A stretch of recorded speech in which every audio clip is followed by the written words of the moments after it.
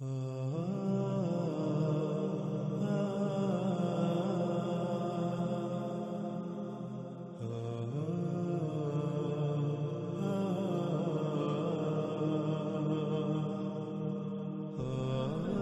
اس قسط میں ہمارا موضوع ہے دجال کے امام۔ گزشتہ ایک ساتھ میں مدینہ کے موضوع پر ہم نے بات کرتے ہوئے ایک ضرب المثل بیان کی تھی کہ جھوٹ اتنا بولو کہ تمہیں خود کو بھی شک ہونے لگے کہ جو تم بول رہے ہو کہیں وہ سچ ہی تو نہیں۔ اور ساتھ ہی ہم نے اس ضرب المثل کی وضاحت بھی کی تھی کہ اس کا مطلب یہ ہے کہ جب آپ نے کسی بے بنیاد غلط اور جھوٹی بات کو لوگوں کے اذہان میں راسخ کرنا ہو تو اس کو زیادہ سے زیادہ عام کرنا ضروری ہے، زیادہ سے زیادہ پھیلانا ضروری ہے۔ جب وہ بات اکثریت کی زبان پر آ جائے گی تو اس کے کئی فائدے حاصل ہوں گے، مثلا یہ کہ اکثریت کی زبان پر اس بات کا ہونا بذات خود لوگوں کے لیے دلیل بن جائے گی۔ وہ آنکھیں بند کر کے اس بات کو تسلیم کر لیں گے، وہ کسی بھی دلیل کی ضرورت محسوس نہیں کریں گے، کیونکہ جب بھی ان کے سامنے وہ بات آئے گی تو ان کے ذہن میں یہی آئے گا کہ اکثریت ایسا کہہ رہی ہے تو ظاہر ہے یہ بات غلط تو نہیں ہو سکتی۔ اس لیے لوگ اسے آنکھیں بند کر کے تسلیم کر لیں گے۔ اور دوسرا یہ کہ اگر کسی پر حقیقت منکشف ہو بھی جائے تو وہ حقیقت یعنی سچ کو سامنے لانے کی جرات ہی نہیں کرے گا، اس لیے کیونکہ اکثریت سے دشمنی مول لینے کی اس میں ہمت ہی نہیں، اور نہ ہی اکثریت کا مقابلہ کرنے کی اس میں ہمت ہوگی، جرات ہوگی، طاقت ہوگی۔ اور اگر کوئی سر پھرا اس پھیلائے ہوئے جھوٹ کے برعکس سچ کو سامنے لے بھی آئے تو خواہ اس کے لیے وہ کتنے ہی دلائل کیوں نہ دے لے، کوئی بھی نہیں مانے گا۔ اکثریت یہ کہہ کر اس سچ کو تسلیم کرنے سے انکار کر دے گی کہ آج تک کیا باقی سب غلط تھے؟ ہمارے بڑے، ہمارے علماء، ہمارے آباء و اجداد کیا سب کے سب غلط تھے اور آج ایک اکیلے تم سچے ہو؟ کیا ایک تم ہی وہ واحد شخص ہو جس کی عقل میں یہ بات آ گئی اور باقی سب کے سب کیا بیوقوف تھے؟ ہم کیسے اکثریت اور اپنے علماء، اپنے آباء و اجداد کے کہے ہوئے کے برعکس تمہاری بات مان لیں؟ ایسا نہیں ہو سکتا، ہم ایسا نہیں کریں گے۔ یوں نہ صرف سچ کو تسلیم کرنے سے انکار کر دیا جائے گا بلکہ سچ سامنے لانے والے کو حقارت کی نظر سے دیکھا جائے گا، اسے ہر طرح کے شدید ترین رد عمل کا سامنا کرنا پڑے گا، یہاں تک کہ ایک بڑی تعداد لوگوں کی اس کی دشمن بن جائے گی، یہاں تک کہ اس کی جان کی دشمن۔ ناظرین، حقیقت کو سامنے لانے والی ایسی کوئی بھی شخصیت ایسے کسی رد عمل کی پرواہ نہیں کرتی، کیونکہ سچ سامنے لانے سے پہلے ہی نتائج کا علم ہوتا ہے کہ کن کن کیسے کیسے رد عمل کا سامنا کرنا پڑے گا۔ یہ سب علم ہونے کے باوجود اگر کوئی حق کو، سچ کو سامنے لانے کی جرات کرتا ہے تو کیا وہ کسی ڈر یا خوف کا شکار ہوگا؟ کیا وہ کسی ملامت کرنے والے کی ملامت کی پرواہ کرے گا؟ کیا کسی بھی قسم کی کوئی قیمت اس کی لگائی جا سکتی ہے، اسے خریدا جا سکتا ہے؟ نہیں، ایسا ممکن ہی نہیں۔ بلکہ جب سب کچھ جانتے ہوئے بھی وہ حق کو سامنے لاتا ہے، سچ سامنے لاتا ہے، تو اس کی زندگی کا مقصد اور مشن ہی یہی ہوتا ہے۔ وہ مضبوط اعصاب اور مضبوط ترین ارادوں کا مالک ہوتا ہے۔ وقتی طور پر تو اسے شدید ترین رد عمل کا سامنا کرنا پڑتا ہے، آزمائشوں کا سامنا کرنا پڑتا ہے، لیکن یہ اس کی شکست کی علامت نہیں ہوتی، اس کی شکست کی دلیل نہیں ہوتی، بلکہ یہی تو اس کی اپنے مقصد میں کامیابی کی دلیل اور علامت ہوتی ہے۔ وقتی طور پر حالات سے ایسا ہی لگتا ہے کہ وہ مغلوب ہو گیا، لیکن اللہ کے قانون میں فیصلہ کام کے مکمل ہونے پر نتیجے کی شکل میں سامنے آتا ہے۔ دنیا کی کوئی بھی طاقت حق کو شکست نہیں دے سکتی، خواہ کچھ بھی ہو جائے، یہ اللہ کا قانون ہے۔ اندھیرا چاہے کتنا ہی زور کیوں نہ لگا لے، بالآخر وہ اپنی پوری قوت استعمال کر لینے کے بعد بے بس ہو جاتا ہے، تو اس کے بعد نہ صرف اسے نور کے سامنے پسپا ہونا پڑتا ہے بلکہ اس اندھیرے کا نام و نشان تک مٹ جاتا ہے، ہر طرف نور ہی نور ہو جاتا ہے۔ ناظرین، یہ قوانین فطرت ہیں کہ مخالف کو پورا موقع دیا جاتا ہے، جب وہ اپنی پوری قوت لگا لے اس کے بعد اس کو اپنی قوت دکھائی جاتی ہے جس کا سامنا وہ نہیں کر سکتا۔ جہاں اس کی قوت کی آخری حد ہوتی ہے وہاں سے حق کی قوت کی ابتدا ہوتی ہے۔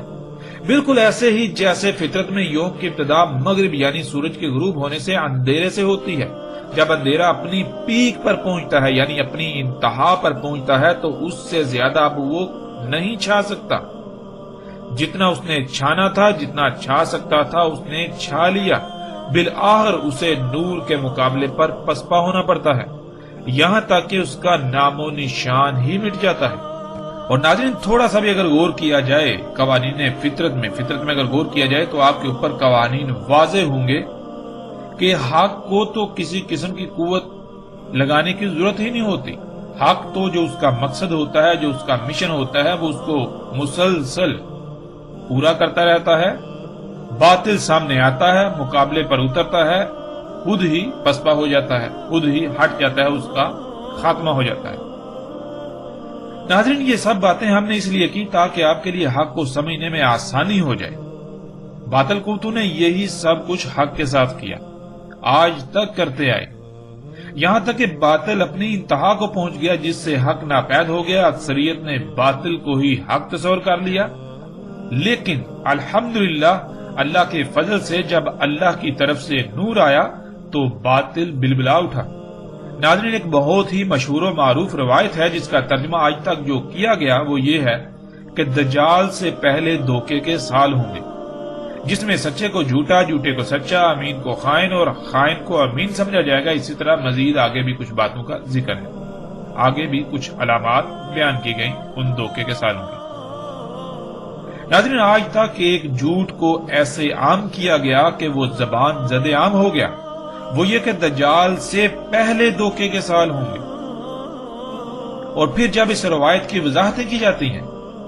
تو باقاعدہ یہ کہا جاتا ہے کہ موجودہ سال ہی وہ دھوکے کے سال ہیں، یعنی موجودہ سالوں کو دھوکے کے سال قرار دیا جاتا ہے۔ اور پھر یہ کہتے ہیں کہ دجال ان دھوکے کے سالوں کے بعد ظاہر ہوگا۔ اگر ان کو کہا جائے کہ دجال تو موجود ہے تو وہ ماننے کو تیار ہی نہیں ہوں گے اور دلیل یہی پیش کریں گے کہ دیکھو دجال سے پہلے دھوکے کے سال ہوں گے، ابھی تو دھوکے کے سال چل رہے ہیں، ان کے بعد دجال نے آنا ہے، تو دجال ابھی کیسے آ سکتا ہے؟ ابھی تو دھوکے کے سال چل رہے ہیں، دجال تو ان دھوکے کے سالوں کے بعد آئے گا، اس لیے ابھی دجال کچھ نہیں ہے،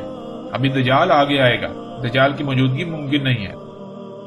ناظرین حقیقت کیا ہے؟ اب جیسے ہی حقیقت آپ کے سامنے آئے گی تو آپ چونک جائیں گے اور باطل قوتوں کا لبادہ بھی چاک ہو جائے گا۔ سکرین پر اس وقت وہ روایت آپ کو نظر آ رہی ہے، اصل الفاظ اور حقیقت کیا ہے آپ اپنی آنکھوں سے دیکھیں اور کانوں سے سنیں۔ کہا رسول اللہ صلی اللہ علیہ وآلہ وسلم نے اس میں کچھ شک نہیں جو امام ہوں گے دجال کے وہ سال ہوں گے جن میں دھوکہ ہی دھوکہ ہوگا۔ اس میں کچھ شک نہیں دھوکے کے سال دجال کے امام ہوں گے، ان میں جھوٹا سچا اور سچا جھوٹا، خائن امین اور امانت کا حق ادا کرنے والا خائن بولیں گے اس میں ربیدہ۔ پوچھا گیا اور کیا ہے ربیدہ؟ تو رسول اللہ صلی اللہ علیہ وآلہ وسلم نے جواب دیا، بات کو بدلنے والے، بات کو اس کے مقام سے ہٹانے والے، بات کو سیاق و سباق سے ہٹانے والے، بات میں جھوٹ کی ملاوٹ کرنے والے، سچ کو بدلنے والے، ایسے لوگ ہوں گے، بولیں گے، دخل اندازی کریں گے، بات کریں گے ان امور پر جن کا تعلق عوامت الناس سمیت تمام مخلوقات سے ہوگا، یعنی وہ کام جو اگر صحیح انجام دیے جائیں گے تو اس سے فائدہ عام عوام سمیت تمام مخلوقات کو ہوگا، ورنہ ان کو صحیح انجام نہ دیے جانے سے، ان میں لاپرواہی یا کوتاہی کرنے سے عوامت الناس سمیت زمین کی تمام مخلوقات کو نقصانات کا، خرابیوں، تباہیوں کا سامنا کرنا پڑے گا۔ ایسے امور پر وہ بات کریں گے، ایسے امور پر وہ اپنی رائے دیں گے، ایسے امور پر وہ کہیں گے کہ ان کو کس طرح انجام دینا ہے۔ ایسے امور پر جب وہ بات کریں گے تو وہ بات کو سیاق و سباق سے ہٹا کر بات میں تبدیلیاں کر کے پیش کریں گے، بات کو بدل کر پیش کریں گے، ساتھ میں جھوٹ کی ملاوٹ کر کے پیش کریں گے۔ انہیں اس بات کی قطعاً کوئی پرواہ نہیں ہوگی کہ ان کے اس فعل سے، اس عمل سے مخلوقات کو یا باقی انسانوں کو کس قدر نقصانات کا سامنا کرنا پڑے گا، انہیں اس کی قطعاً کوئی پرواہ نہیں ہوگی۔ اس طرح ناظرین سکرین پر آپ کو اگلی روایت نظر آ رہی ہے۔ کہا رسول اللہ صلی اللہ علیہ وآلہ وسلم نے، ہوں گے دجال کے امام وہ سال جن میں دھوکہ ہی دھوکہ ہوگا، یعنی دھوکے کے سال دجال کے امام ہوں گے۔ ان میں بارشیں ہوں گی کثرت سے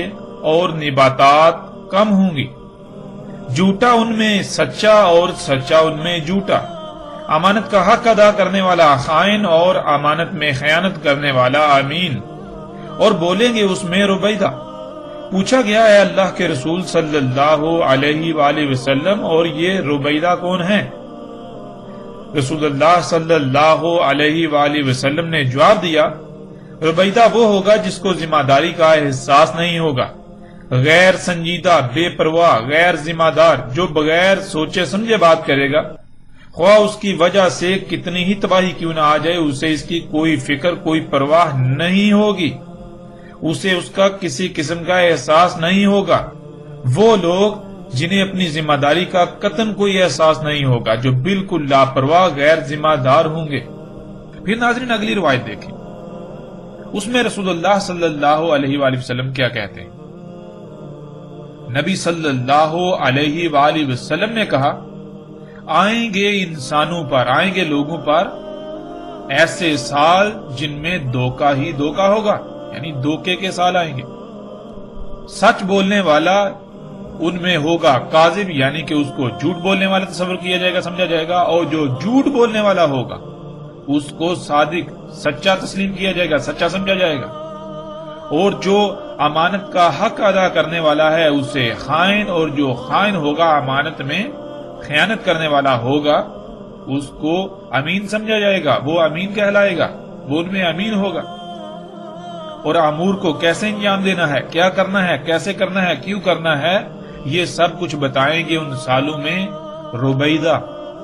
پوچھا گیا ہے اللہ کے رسول صلی اللہ علیہ وآلہ وسلم، اور کیا ہے ربیدہ، یعنی ربیدہ کون ہے، کیا ہے ربیدہ؟ تو رسول اللہ صلی اللہ علیہ وآلہ وسلم نے جواب دیا، بے وقت، لالچی، کمینہ، بے بنیاد، احمق، کم ترین، فضول، بیکار، مضحکہ خیز، نیچ، ذلیل ترین، برا، سستا وغیرہ شخص ہوگا، جو یہ بتائے گا امر العامہ میں کہ یہ امور کیسے انجام دینے ہیں، کیا کرنا ہے، کیسے کرنا ہے، کیوں کرنا ہے، کس میں فائدہ ہے، کس میں نقصان ہے، کیسے کرنا ہے، کیسے نہیں کرنا۔ ایسے لوگ امر العامہ میں مداخلت کریں گے، ان کے بارے میں رہنمائی کریں گے، ان کے بارے میں بتائیں گے یہ کیسے کرنا ہے، کیوں کرنا ہے،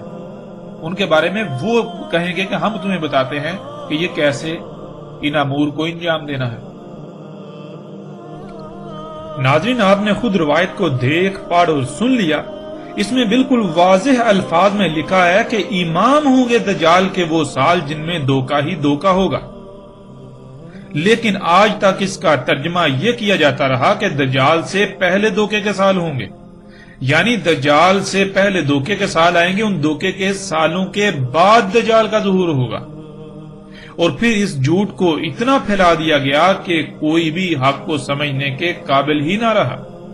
کوئی بھی اس پہلو کو سمجھنے کے قابل ہی نہ رہا۔ ناظرین اس کا احساس جیسے ہی ابھی ہم آگے بڑھیں گے تب آپ کو ہوگا۔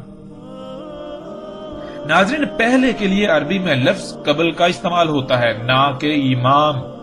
جیسا کہ آپ قرآن کے متعدد مقامات پر دیکھ سکتے ہیں یہ لفظ آیا ہے، قرآن میں متعدد مقامات پر یہ لفظ آیا ہے، اور آپ اسے اپنی آنکھوں سے دیکھ سکتے ہیں۔ جیسا کہ اگر آپ دیکھیں تو سورہ البقرہ کی آیت نمبر 4، اس میں اللہ سبحانہ وتعالیٰ کیا کہتے ہیں، وَالَّذِينَ يُؤْمِنُونَ بِمَا أُنزِلَ إِلَيْكَ وَمَا أُنزِلَ مِن قَبْلِكَ۔ پھر اسی طرح آگے بڑھیں تو سورہ البقرہ کی آیت نمبر 21، یا ایھا الناس اعبدوا ربکم الذی خلقکم والذین من قبلکم۔ اس طرح ناظرین آپ جیسے ایسے قرآن میں دیکھتے جائیں تو قرآن میں درجنوں نہیں بلکہ سینکڑوں مقامات پر اس لفظ کا استعمال ہوا ہے، اور تمام مقامات پر آپ اس کو دیکھ سکتے ہیں اپنی آنکھوں سے کہ پہلے کے لیے کس لفظ کا استعمال ہوتا ہے۔ اور اس کے علاوہ آپ کسی سے بھی پوچھ لیں تو آپ کو بالکل واضح پتہ چل جائے گا کہ پہلے کو عربی میں قبل کہا جاتا ہے۔ اب آتے ہیں ناظرین لفظ امام کی طرف۔ امام کیا ہوتا ہے؟ امام کسے کہتے ہیں؟ ناظرین اس سے پہلے کہ ہم لفظ امام کی وضاحت کریں، ہم بذات خود محمد رسول اللہ صلی اللہ علیہ وآلہ وسلم کے اپنے الفاظ سے اس کا جواب حاصل کر لیتے ہیں، جیسا کہ سکرین پر روایت آپ دیکھ سکتے ہیں۔ نبی صلی اللہ علیہ وآلہ وسلم نے کہا، اس میں کچھ شک نہیں، جو امام ہوتا ہے وہ جنہ ہوتا ہے، یعنی امام ڈھال ہے، لڑا جاتا ہے اس کے پیچھے سے اور بچا جاتا ہے اس کے ساتھ۔ ناظرین اس میں آپ دیکھ لیں، اس میں لکھا ہے انما الامام الجنہ یا انما الامام الجنہ۔ جنہ کسے کہتے ہیں؟ اس کا مادہ جن ہے، جس کے معنی کسی شے میں یا کسی شے کی آڑ میں چھپے ہوئے، پوشیدہ یا نظر نہ آنے کے ہیں۔ جنہ کہا جاتا ہے ایسی شے کو جس کی وجہ سے یا جس کی آڑ لے کر دوسروں کی نظروں سے چھپ کر محفوظ ہو جانا، اوجل ہو جانا، نظر نہ آنا وغیرہ۔ دوران جنگ دشمن کے وار اس کی نظر سے بچنے کے لیے، خود کو اس کے وار سے محفوظ کرنے کے لیے اور آڑ لے کر دشمن پر وار کرنے کے لیے جو شے استعمال کی جاتی ہے اسے جنہ کہا جاتا ہے، اور اسی وجہ سے اسے جنہ کہا جاتا ہے کیونکہ اس کے ذریعے سے نہ صرف اس کے پیچھے چھپا جاتا ہے،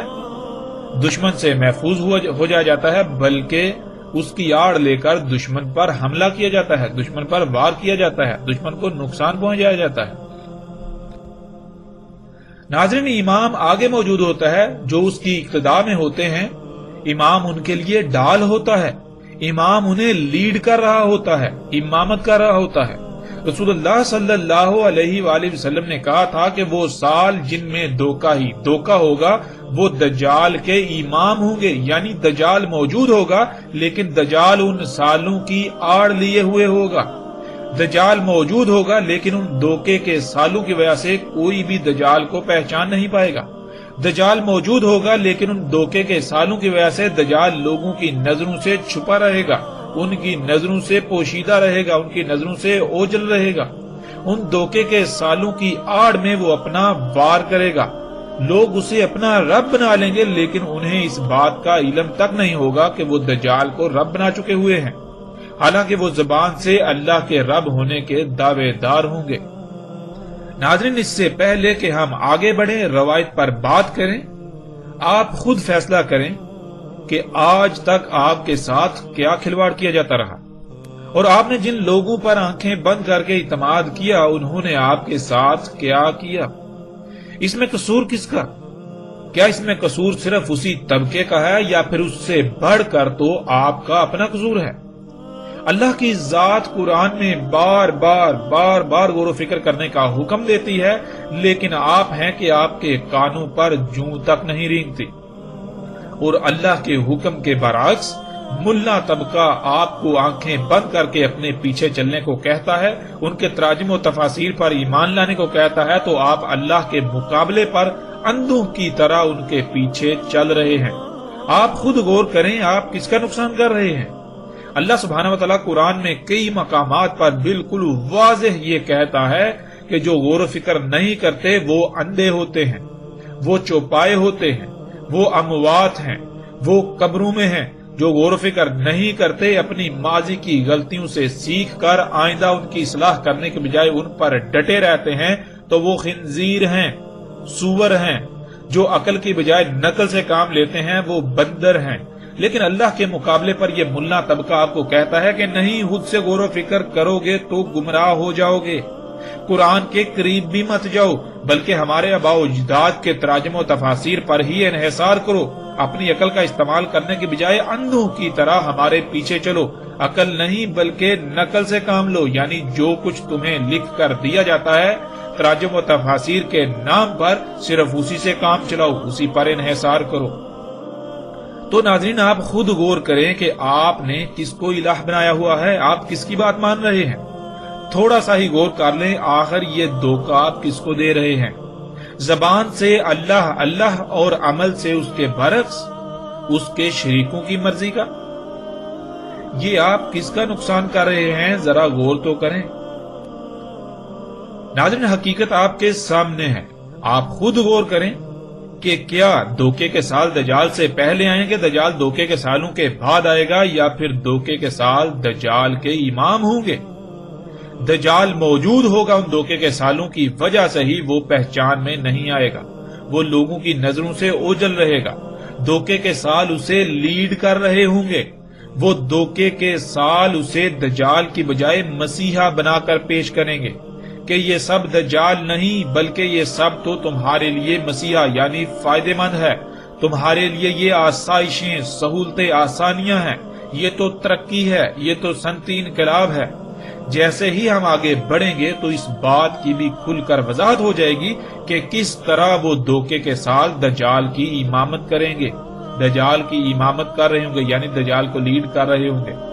یعنی کس طرح دجال ان دھوکے کے سالوں کی آڑ لیے ہوئے ہوگا۔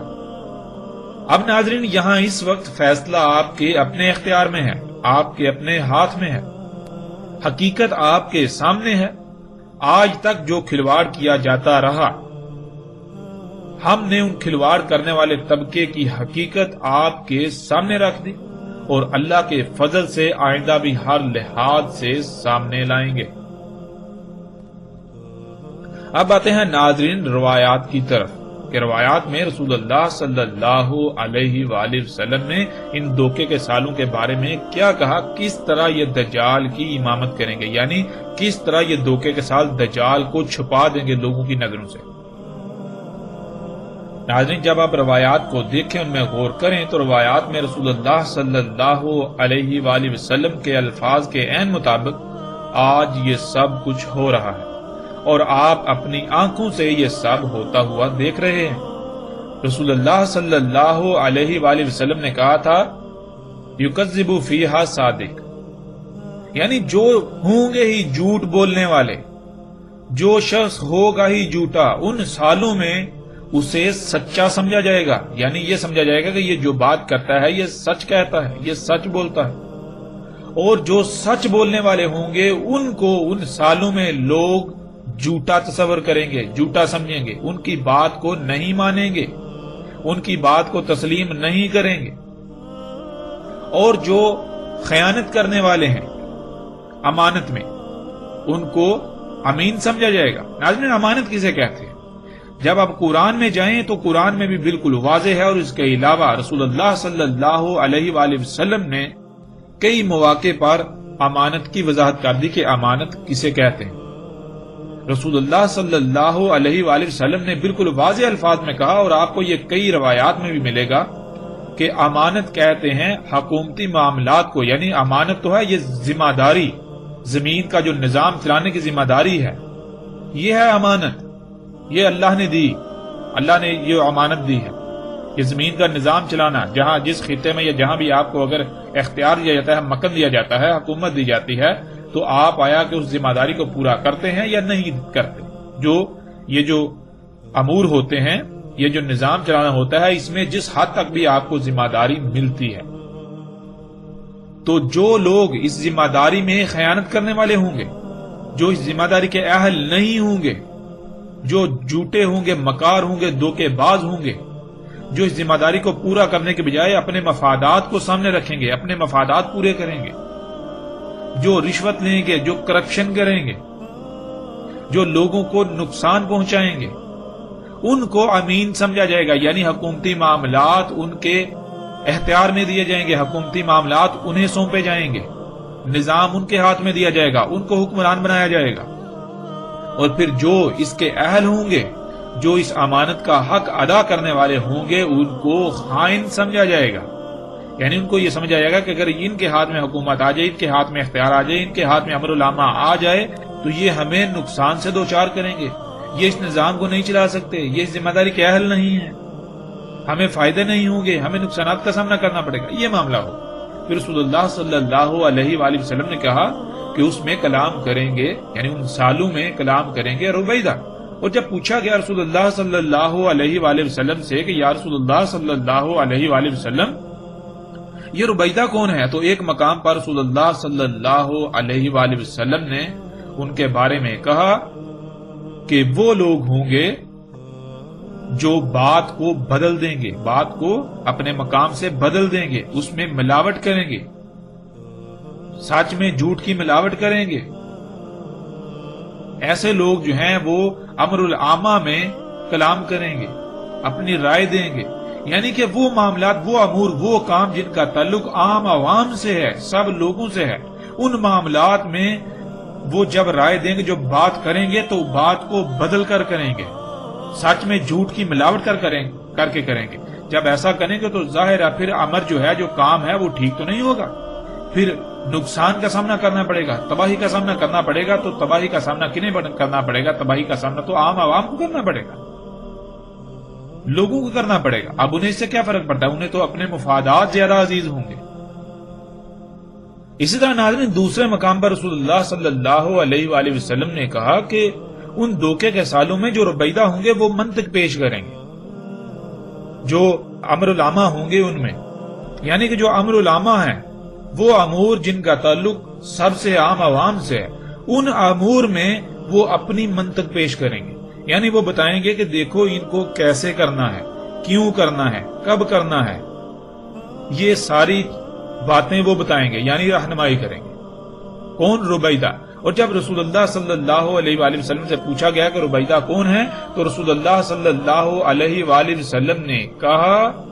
کہ ربیدہ وہ ہوگا جس کو ذمہ داری کا احساس نہیں ہوگا، انتہائی غیر سنجیدہ، بے پرواہ، غیر ذمہ دار، جو بغیر سوچے سمجھے بات کرے گا کہ اس کی وجہ سے خواہ کتنی ہی تباہی کیوں نہ آ جائے، اسے اس کی کوئی فکر، کوئی پرواہ نہیں ہوگی۔ تو ناظرین، آج آپ دیکھیں کیا ایسا نہیں ہو رہا؟ آج آپ اپنے ٹی وی کی سکرینوں پر کیا یہ سب ہوتا ہوا نہیں دیکھ رہے کہ ربیدہ کلام کر رہے ہیں، ربیدہ امر العامہ میں اپنی منطق پیش کر رہے ہیں، وہ یہ بتا رہے ہیں کہ کیا کرنا ہے، کیسے کرنا ہے، کیوں کرنا ہے۔ پھر جب وہ امور انجام دیے جاتے ہیں، یعنی ریاستی ادارے یا وہ لوگ جن کے ہاتھ میں وہ امور ہوتے ہیں، جن کو یہ ذمہ داری دی گئی، جن کو یہ امانت سونپی گئی، جب وہ ان امور کو انجام دیتے ہیں تو پھر کن نتائج کا سامنا کرنا پڑتا ہے؟ آپ حقیقت کو اپنی آنکھوں سے دیکھ رہے ہیں، پھر جو کچھ ہو رہا ہے آج آپ اپنی آنکھوں سے دیکھ رہے ہیں کہ پوری دنیا کو اس وقت کن حالات و واقعات کا سامنا کرنا پڑ رہا ہے، پوری دنیا اس وقت کس سٹیج پر پہنچ چکی ہے۔ آپ اپنے ہی ملک، اپنے ہی خطے کو دیکھ لیں کہ دن رات قتل و غارت، دھوکہ دہی، ہر طرح کا فراڈ، ظلم، زیادتی، سب کچھ کھلے عام ہو رہا ہے اور کوئی کسی کو پرواہ نہیں ہے۔ اور جو امر العامہ ہیں، وہ عام عوام سے تعلق رکھنے والے وہ امور جو حکومتی مشینری کی ذمہ داری ہوتی ہے، حکومتی مشینری نے ان کو انجام دینا ہوتا ہے، پورا کرنا ہوتا ہے، ان میں کون رہنمائی کر رہے ہیں کہ کیسے کرنا ہے، ان کو کیوں کرنا ہے، کیسے نہیں کرنا؟ وہ یہی ربیدہ، وہ لوگ جو ٹی وی کے سکرینوں پر بیٹھ کے یا پھر انہی مجالس میں بیٹھ کر، جن مجالس میں، جن میٹنگوں میں، جن کانفرنسوں میں طے کیا جاتا ہے کہ ان امور کو کیسے انجام دینا ہے، وہ لوگ اپنی رائے دے رہے ہوتے ہیں، وہ بتا رہے ہوتے ہیں، جن کو کسی قسم کا اپنی ذمہ داری کا احساس نہیں ہوتا، جو انتہائی غیر سنجیدہ، بے پرواہ ہوتے ہیں، جو بغیر سوچے سمجھے، جو من میں آیا، جو جی میں آیا بات کر دیتے ہیں۔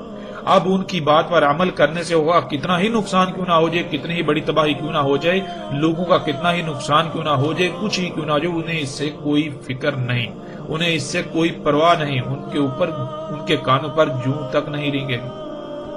پھر ناظرین، اسی طرح تیسرے مقام پر جب رسول اللہ صلی اللہ علیہ وآلہ وسلم سے ربیدہ کے بارے میں پوچھا گیا تو رسول اللہ صلی اللہ علیہ وآلہ وسلم نے ان لوگوں کو ربیدہ قرار دیا جو، یعنی وہ شخص جو اتافہ ہوگا۔ اتافہ کسے کہتے ہیں؟ بے وقت، لالچی، کمینہ، بے بنیاد، احمق ترین، کمتر، فضول، بیکار، مضحکہ خیز، نیچ ترین، ذلیل ترین، برا ترین اور سستا ترین شخص وغیرہ۔ رسول اللہ صلی اللہ علیہ وآلہ وسلم نے کہا کہ ربیدہ وہ ہوں گے جو امر العامہ میں اپنی منطق پیش کریں گے، کہ یعنی وہ امور جن کا تعلق عام عوام سے ہے، ان کو کیسے انجام دینا ہے۔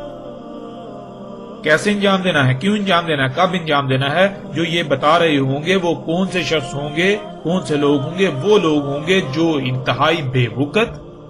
لالچی، کمینے ترین، بے بنیاد، احمق ترین، کم تر، فضول، بیکار، مضحکہ خیز، نیچ، ذلیل ترین، برے ترین اور سستے ترین وغیرہ شخص ہوں گے۔ وہ بولیں گے، وہ دخل اندازی کریں گے عوام الناس کے معاملات میں، حکومتی معاملات میں، تو انہیں اس کی کوئی پرواہ نہیں ہوگی کہ ان کی دخل اندازی سے یا جو یہ رائے دے رہے ہیں، جیسے یہ رہنمائی کر رہے ہیں، اس کے نتائج کیا سامنے آئیں گے، اس سے عام عوام کو کن نقصانات کا سامنا کرنا پڑے گا، کن تباہیوں کا سامنا کرنا پڑے گا، اس سے ان باتوں سے، ان رائے سے جو یہ کر رہے ہیں، ان کے ان اعمال سے کائنات میں، زمین و آسمانوں میں کس قدر فساد ہوگا، مخلوقات کے ساتھ کیا ظلم و زیادتیاں ہوں گی، انہیں اس کی کوئی پرواہ نہیں ہوگی۔ ان کا مقصد کیا ہوگا؟ وہ انتہائی نیچ ترین کمینے لوگ ہوں گے، احمق ترین ہوں گے، فضول بیکار اشخاص ہوں گے، وہ انتہائی مضحکہ خیز ہوں گے۔ اگر وہ ایک بات کرتے ہیں، وہ بات غلط ثابت ہوتی ہے تو دوبارہ وہ پینترا بدل لیں گے۔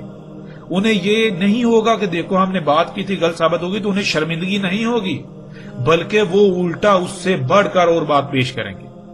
وہ غلط ثابت ہو جائے گی، پھر بھی انہیں شرمندگی نہیں ہوگی، وہ بھی انتہائی ڈٹائی کے ساتھ مزید آگے بات پیش کریں گے۔ وہ ہوا کتنی ہی بار وہ جھوٹے اور کمینے ثابت کیوں نہ ہو، انہیں اس سے کوئی فرق نہیں پڑے گا۔ لوگ انہیں کچھ ہی کہیں، انہیں اس سے کوئی فرق نہیں پڑے گا، لیکن اس سب کے باوجود بھی رسول اللہ صلی اللہ علیہ وآلہ وسلم یہ کہہ رہے ہیں کہ ایسے لوگوں کو کے ہی ہاتھ میں امانت دی جائے گی، ایسے لوگوں سے ہی رائے طلب کی جائے گی، ایسے لوگوں کی ہی باتوں کو مانا جائے گا۔ اور کیا ناظرین آج ایسا نہیں ہو رہا؟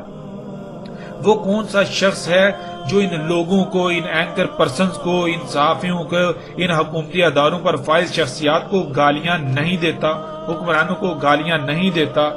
جو ان لوگوں کو جو دین کے نام پر لوگوں کو گمراہ کر رہے ہیں، بے بنیاد اور فضول قسم کی حرکات انجام دے رہے ہیں، جنہوں نے دین کو ٹکڑے ٹکڑے، لوگوں کو گروہ در گروہ تقسیم کر دیا، فرقے فرقے کر دیا، ان کو گالیاں دیتے ہیں۔ ایک فرقے والا دوسرے سب فرقے والوں کو کافر کہتا ہے، گالیاں دیتا ہے، ان حکمرانوں کو گالیاں دیتے ہیں، ان کو بے بنیاد احمق کہتے ہیں، کمتر کہتے ہیں، فضول بیکار مضحکہ خیز کہتے ہیں، نیچ ترین ذلیل کہتے ہیں۔ ہر قسم کی گالیاں دینے کے باوجود انہی کی بات کو مانتے ہیں، انہی کو اپنے سر پر بٹھاتے ہیں۔ ادھر سے ان کو گالیاں دے رہے ہیں، ادھر سے جب کوئی دوسرا جب سچ سامنے آتا ہے تو اس کے مقابلے پر انہی لوگوں کی بات کو بطور دلیل استعمال کر رہے ہوتے ہیں، بطور دلیل پیش کر رہے ہوتے ہیں۔ تو ناظرین، رسول اللہ صلی اللہ علیہ وآلہ وسلم کا کیا ایک ایک لفظ سچا ثابت نہیں ہوتا؟ ناظرین، رسول اللہ صلی اللہ علیہ وآلہ وسلم نے جو کہا، ایک ایک لفظ جو ہے وہ سچ ثابت ہوتا ہے۔ پھر اسی طرح ناظرین، رسول اللہ صلی اللہ علیہ وآلہ وسلم نے کہا تھا کہ ان دھوکے کے سالوں میں، وہ جو سال ہوں گے ان میں بارشیں کثرت سے ہوں گی، مگر زمین اپنی نباتات انتہائی کم اگائے گی، یعنی ان بارشوں سے نباتات کی قلت ہوگی، بہت کم نباتات ہوگی۔ قرآن میں اللہ سبحانہ وتعالی نے کہا کہ بارشیں، اللہ تعالیٰ جب بارش برساتا ہے تو وہ صرف اسی مقصد کے لیے کہ اس سے زمین کو حیات کیا جائے، یعنی کہ زمین اپنی نباتات نکالے اس پانی سے۔ لیکن آج اس کے برعکس آپ ہوتا ہوا دیکھ رہے ہیں،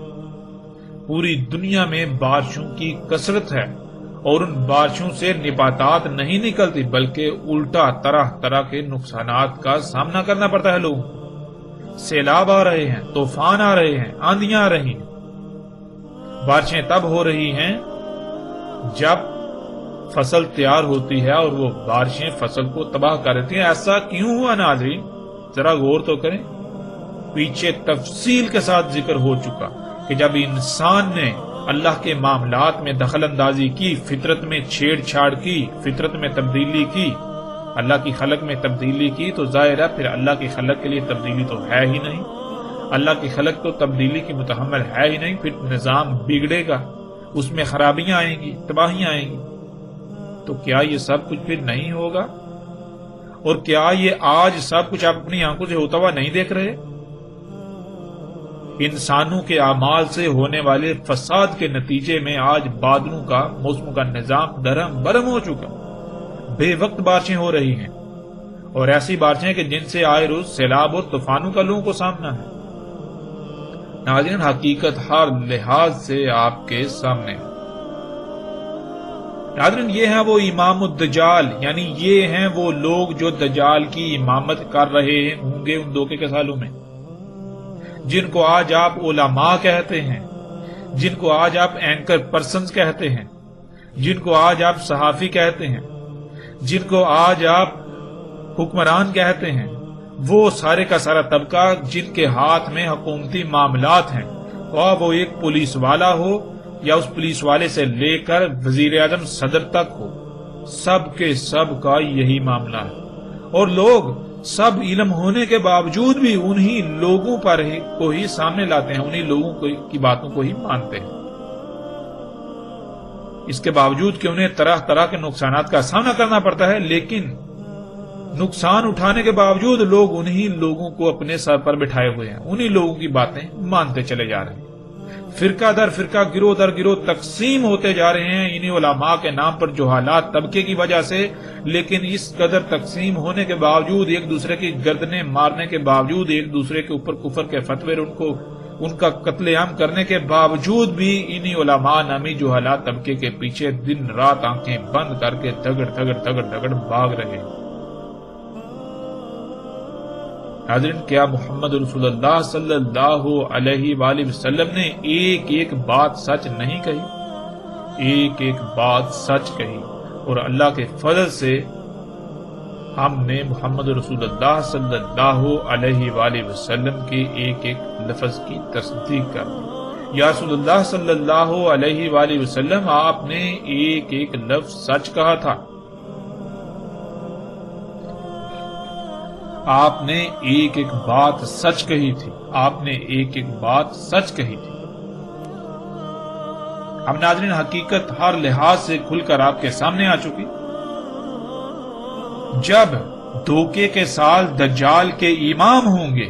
اور جو کچھ رسول اللہ صلی اللہ علیہ وآلہ وسلم نے ان دھوکے کے سالوں کے بارے میں کہا تھا، بالکل وہی سب جب آج ہو رہا ہے، وہ دھوکے کے سال موجود ہیں، وہ دھوکے کے سال چل رہے ہیں، تو ناظرین پھر دجال کہاں گیا؟ دجال کو تو موجود ہونا چاہیے، دجال نے تو ان دھوکے کے سالوں میں موجود ہونا تھا، تو پھر دجال کہاں گیا؟ ناظرین غور تو کریں، کہاں گیا دجال؟ کون لوگ ہیں جنہوں نے دجال کے اوپر پردہ چڑھا دیا؟ کون لوگ ہیں جو دجال کو مسیحا بنا کر پیش کر رہے ہیں؟ ناظرین اپنی آنکھیں کھولیں، غور کریں،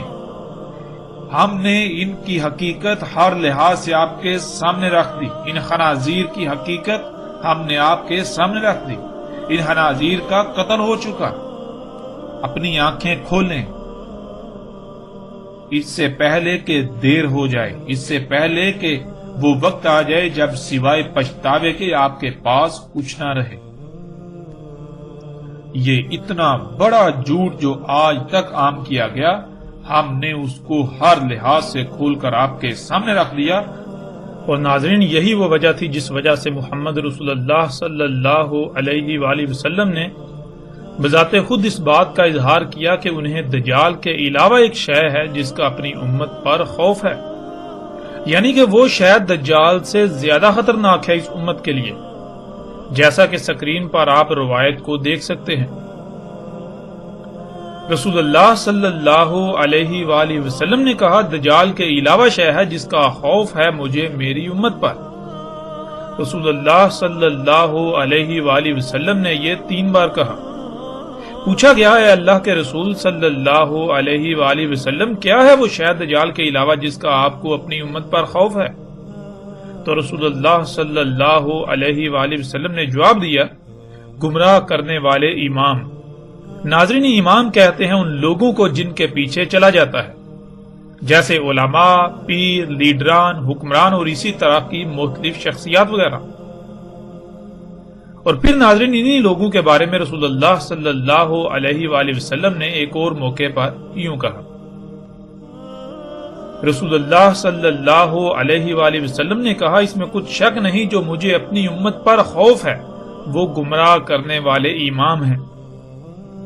ناظرین، ان لوگوں نے کیا کیا یہ سب آپ کے سامنے ہے،